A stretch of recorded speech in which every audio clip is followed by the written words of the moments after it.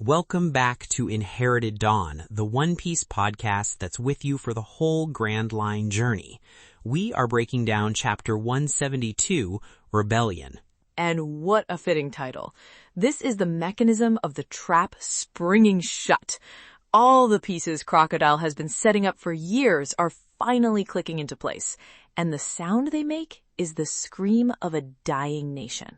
It's not just springing shut, it's grinding shut. Every gear, every lever of Crocodile's plan is moving into its final place. And the worst part is he's making them all watch. He's a special kind of evil, the kind that doesn't just want to win, he wants you to know you've lost at every conceivable level. He wants to stand over you, explain exactly how he beat you, and then watch the light go out of your eyes. He gives Vivi the key to her friend's freedom, and then throws it to the beasts below. It's a masterclass in psychological torture. He constructs a scenario where the only glimmer of hope is also the method of certain death. He makes her the arbiter of her friend's fate, a fate he has already sealed. It really is. It's like something out of a horror movie. And we are going to be right here, right in that cage with them for every single excruciating second. So if you want to be here for the moment that key somehow, some way gets put into that lock, you should probably subscribe to the pod. It's going to be a long road to Alabarna. It certainly is. Let's start at the beginning of the end. Right, but first, a quick palate cleanser. Jango's Dance Paradise finally wrapped up. The dude is a Marine now. He and Full Body are on the same ship. Can you imagine a more perfectly chaotic duo? Full Body, the guy who Sanji humiliated back at the Barati, and Jango, the second in command of the Black Cat Pirates. It's a strange fate, from a pirate crew's hypnotist to a Marine, all because he fell asleep on a dance floor. It's a very One Piece trajectory. We see this often. Enemies becoming, well, not quite allies, but fixtures in the world who continue to have their own stories. It's a reminder that everyone Luffy encounters has a life that continues after he sails away. And what a life! The last we saw of Full Body, he was getting demoted for the Morgan incident. Now he's teamed up with another disgraced character. It's like the world's worst buddy cop movie is about to start, and I am here for it. I bet they get into so much trouble. I find it oddly satisfying. Jango was, for all his faults, loyal to Kuro in his own strange way. Now his strange talents, his hypnotism, and his chakram skills will be in service of the world government. I'm almost happy for him. Almost. But let's not forget he was totally cool with killing a whole village for money. Okay, now for the main event. We open in Nanohana and the whole city is on fire. It is absolute pandemonium. Oda doesn't pull any punches. You see buildings collapsing, the beautiful architecture of Alaspa crumbling into dust. People are screaming, running for their lives because they think the Royal Guard just lit up their entire town. This is the first domino. Operation Utopia, as Crocodile calls it. And the name itself is so cynical. A utopia built on lies and watered with the blood of the innocent. It's not just about creating chaos, it's about weaponizing trust. The people trusted the Royal Guard. They trusted King Cobra. That trust was the bedrock of their society for generations. And now it is being used as the kindling for a civil war. And the person striking the match is Mr. 2, Bon Clay, still disguised as King Cobra. He pulls it off flawlessly. The way he stands there, this regal figure, and just gives the order to fire. It's so chilling because you know it's a complete fabrication, but the people on the ground, they don't know that. They just see their king betraying them in the most horrific way possible. Bon Clay's clone fruit is a terrifying weapon in the hands of someone like Crocodile. We've seen it used for comedic effect, for shenanigans with the Straw Hats, but here we see its true potential, the power to shatter a kingdom's faith in its leader with a single, perfectly staged illusion. And he's done his job and he's bouncing. He's running through the alleys, laughing to himself about what a great actor he is. He's so proud of his performance. And just as he's slipping away, he gets spotted. Not by a soldier, not by a guard, but by one little kid, a boy named Kappa. The only person who sees the truth. It's a classic storytelling device, the innocent child who sees what the jaded adults miss. He's not caught up in the panic or the politics. He just sees a man who looks like the king running away from the chaos he supposedly created, sees his face change back to Mr. Two. In a city of thousands, one boy holds the key to stopping everything before it truly begins. It's such a moment of hope. You think, okay, here we go. The truth is out. Someone saw him. And what happens? He tries to run, to tell someone, to scream that it's all a lie. And he runs right into Mr. One and Miss Doublefinger, the absolute worst people he could have possibly run into. It's like running from a house fire and finding yourself in a lion's den. They are Crocodile's top agents for a reason. They're not flamboyant like Mr. Two or eccentric like Mr. Three. They're professionals. There's no monologuing, no grandstanding. They identify a problem, a witness, and they eliminate it, cleanly and quietly. The panel where Mr. One just stands over him is devoid of emotion. It's just business. It's so brutal. There's no fanfare, just a kid who saw too much and Daz Bones moving to silence him. The sound effect is just a dull thud. That's it.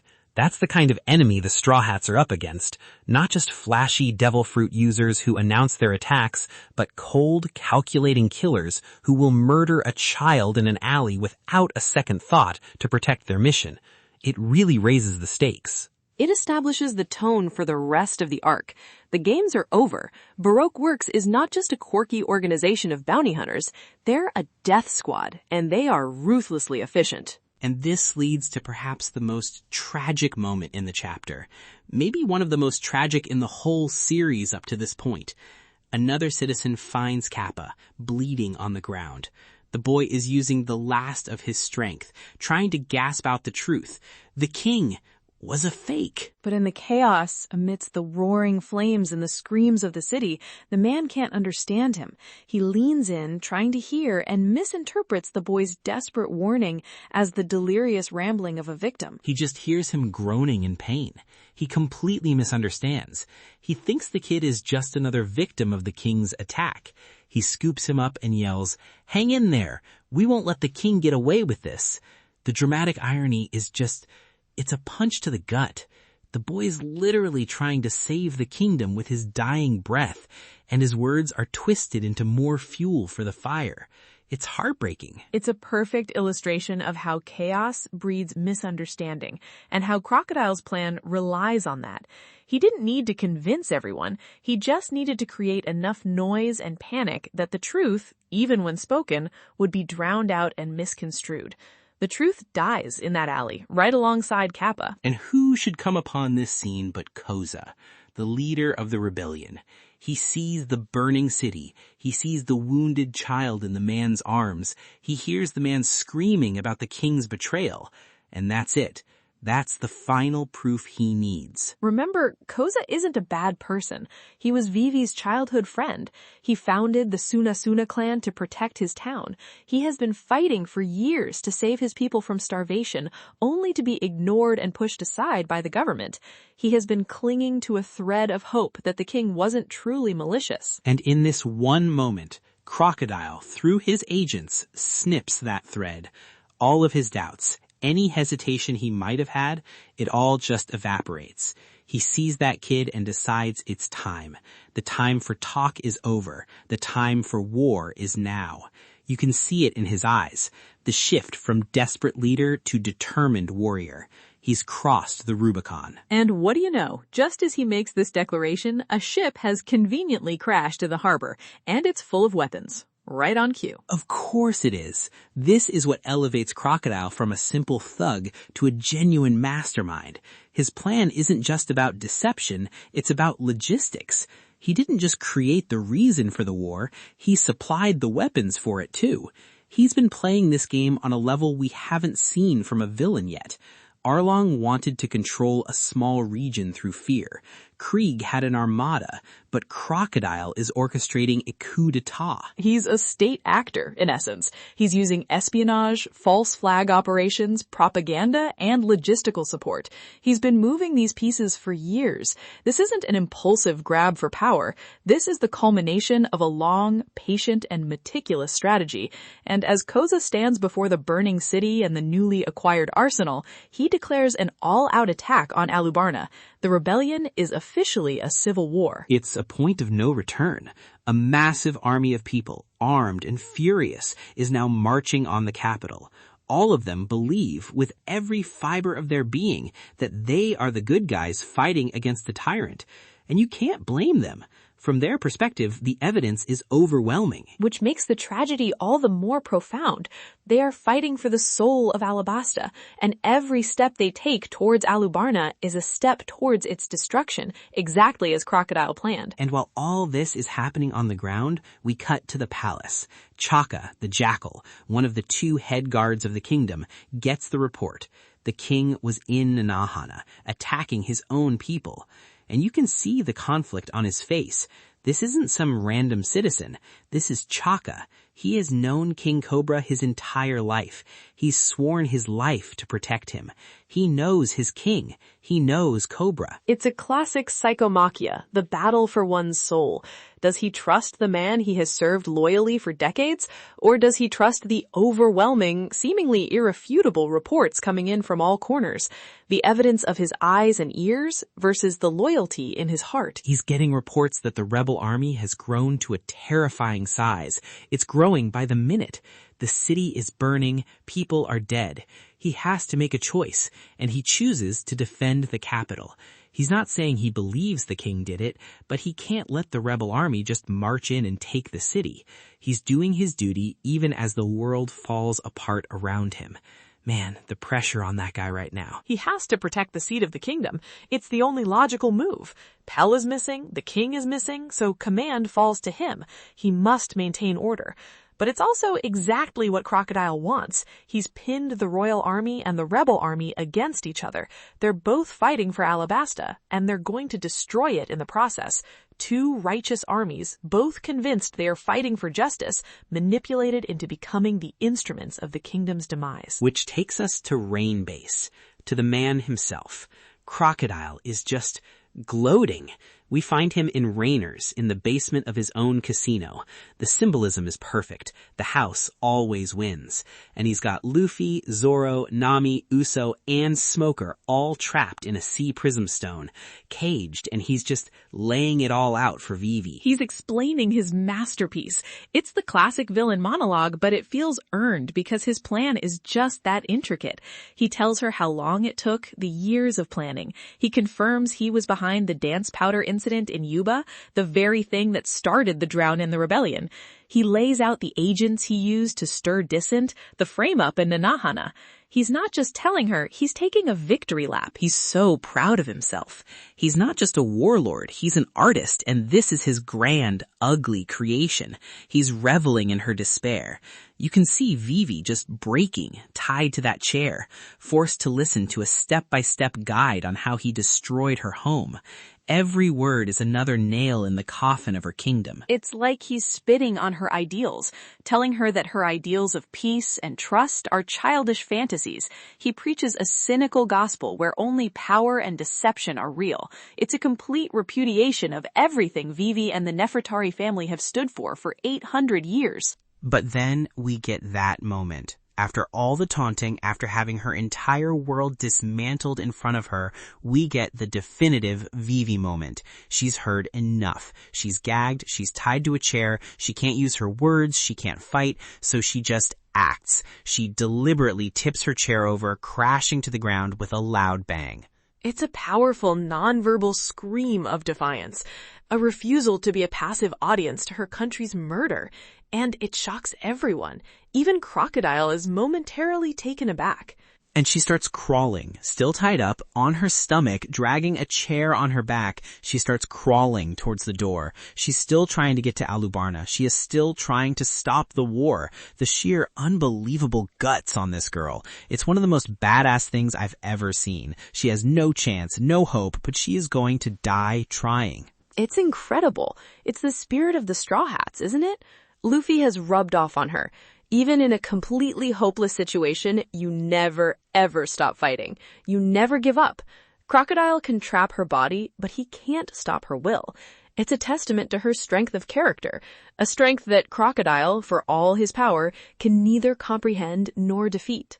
He's just amused by it all. The shock wears off and he just starts laughing. He sees it as a fun little show for him, a testament to how thoroughly he's broken her. He tells her that he and Miss All Sunday are heading to the capital to see her father, to finish the job. The absolute disrespect. He's not just going to kill the king, he's announcing it to his daughter while she crawls helplessly on the floor. And this is where he delivers the final, cruelest blow. He pulls out a key. The key to the sea prism stone cage holding her friends, the one thing in the world that could change their fate. Hope! For a split second, there it is. A way out. They can get out. They can fight. They can still do something. She sees it. The crew in the cage sees it. Everyone sees this one little glimmer of a chance. Luffy, Zoro, Nami, they all look up. For a moment, the despair is broken. And Crocodile lets them see it. He understands the power of hope, not as a virtue, but as a tool for torture. He holds it up, makes sure they all understand what it is, and then he opens a trap door in the floor. A trap door that leads straight into a moat inside the casino, filled with his personal pets, giant ferocious Bananawani. These things are enormous, half banana, half crocodile monsters that are just pure teeth and appetite. And he just drops the key. He just lets it fall right into the water with those monsters. He tells her she's free to go. If she can get the key and save her friends, she can join him in Alubarna. He turns the instrument of their salvation into a lure, dangling it in a pit of death. That is a supervillain move. That's not just evil, it's theatrical. It's creative in its cruelty. He gave them the concept of hope just so he could enjoy watching it die. I mean, what do you even do? How do you even start to process a move like that? The room will start flooding and they'll have to watch their friends drown or get eaten, all while the key to their freedom sits at the bottom of the water. You don't. It's designed to be psychologically shattering. It's the checkmate. He leaves them with an impossible choice in an impossible situation. And then he and Miss All Sunday just turn their backs and walk out, leaving them all to die. What a cliffhanger. The final panel is just the key sinking into the dark water, surrounded by the shadows of the Bananawani. Unbelievable. Just wow. You can feel the energy in the writing here. It's like he came back from a break completely charged up and delivered one of the most ruthless chapters we've seen. The level of despair in that final page is off the charts. I agree. You can really feel that renewed energy here. The scale of the villainy, the emotional stakes. It's all escalating perfectly. The complexity of the plan, the sheer darkness of the villain's actions. It feels like the story has entered a new weight class. Perfectly and horribly. I'm almost afraid to see what's next, but we've got to try. We've covered the devastation, so if you've got a thought on how they get out of this mess, let us know in the comments. I'm genuinely stumped. Sea Prism Stone nullifies devil fruit powers, the cage is probably too strong for even Zoro to cut, and it's about to be underwater with giant crocodiles. It does feel like a genuine dead end, but this is One Piece. The dawn always comes. Eventually, no matter how dark the night gets. Okay, predictions for chapter 173. What have you got? I'll go first. My first thought is Smoker. He's in that cage too. It's Sea Prism Stone, so he can't just turn to smoke and phase out, but his power is more versatile than just fighting. He's a Logia user, but we've seen him use his smoke in solid-like ways to grab people. Maybe, just maybe, he can stretch a part of himself just enough through the bars or the floor to try and get that key before the water level gets too high. He has no love for the Straw Hats, but he has even less for a warlord committing treason on this scale. That's a good point. He's an enemy, but he's also a Marine with a strong, if gruff, sense of justice. He's not gonna just sit there and let a warlord get away with this. His and Luffy's interests are temporarily aligned. My first prediction is about the key itself. It's too simple for them to just have to dive for it. One of the Bananawani is going to swallow it. They won't be looking for a key at the bottom of a lake. They'll be trying to figure out which giant crocodile they have to beat up to get it back, all while the room is filling with water. It adds a frantic, chaotic element to an already impossible task. Oh, that's classic. That feels exactly like something Oda would do. Make the impossible task even more ridiculously complicated. I love it. Okay, for my second prediction, we're going to see the first clash between the armies, and it's going to be personal. We'll cut away from the Death Trap and Rain Base and see the front lines. It'll be Koza at the front of the rebel charge and Chaka leading the defense of Alubarna. It won't be faceless armies clashing. It'll be two men who both love their country, forced to fight each other to the death, with Crocodile's laughter echoing over the whole tragedy. The tragedy of it. I agree. That seems inevitable. For my second prediction, I'm watching Miss all Sunday. She's been completely silent through all of Crocodile's gloating, just watching, observing. She has not participated in the cruelty, merely witnessed it. I think in the next chapter, as they travel to Alubarna, we're going to get a small hint, a line of dialogue to Crocodile, a strange look when he's not paying attention, that shows her objectives are not the same as his. He wants to be king and find Pluton. I suspect she only cares about the second part of that, and his methods might not align with her endgame. She's playing her own game. That's been the feeling for a while now. She's too smart, too calm to just be a subordinate. She has her own reasons for being there, and I don't think they're as simple as world domination. Okay, I've got one more. This is less of a plot prediction and more of a feeling. I think Sanji is going to make his move. He wasn't captured with the others. He's out there somewhere. He took that call from Crocodile, pretending to be Mr. 3. He's going to pop up as Mr. Prince and do something completely unexpected that throws a wrench in Crocodile's plan from the outside. Maybe he creates a diversion, or maybe he's already found a way to disrupt the casino's flooding mechanism. He's the wild card. An agent of chaos to counter the agent of order. I like that. My final prediction is a structural one, building on yours about Koza and Chaka. I don't think we're going to see the cage next chapter at all. I think Oda is going to leave us in this pit of despair and cut away entirely. The whole chapter will be the two armies marching across the desert. The scale of the impending conflict, the faces of the soldiers on both sides who believe they're fighting for the right cause. He'll build the tension for the war to an unbearable degree before we ever find out what happens to Luffy and the others. He's going to make us wait and worry. Oh man, don't say that. You're probably right though. That sounds exactly like what he'd do. Leave us stewing in that flooded basement for a whole week. Well, that's all the time we have for this week's Descent into Madness. This has been Chapter 172, Rebellion. It's all coming to a head, and we'll be here to see it through. The fate of a nation hangs in the balance, and its heroes are at the bottom of a crocodile pit. The night is dark, indeed. Join us next time as we see if any light can break through. Until then, stay super.